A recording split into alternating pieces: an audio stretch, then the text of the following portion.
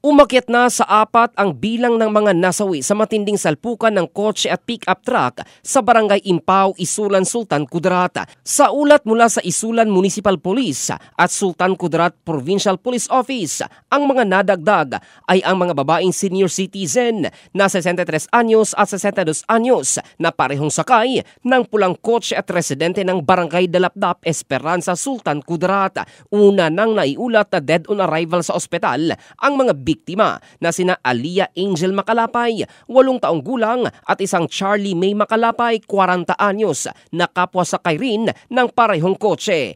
Ayon sa investigasyon ng mga otoridad, minamaneho ng 46 anyos na si Nelson Mijares Macalapay Jr. ang pulang kotse nang salpukin ito ng kasalubong na kulay metal gray na pick-up truck na minamaneho noon ng isang Joven Ampu Katubo, 29 na taong gulang. Lumabas sa paunang investigasyon na nawalan ng kontrol si Katubo matapos mag-overtake ng mabilis dahilan upang mapunta sa kabilang linya ng kalsada at bumangga sa kotse ng mga biktima.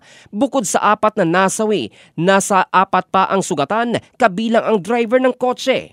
Patuloy naman ang investigasyon ng mga otoridad habang inihahanda na rin ang posibleng pagsasampa ng kaso laban sa driver ng naturang pick-up truck. In the heart of changing lives, ito si Jofel Candado ng Brigada News Philippines, the Music and News Authority.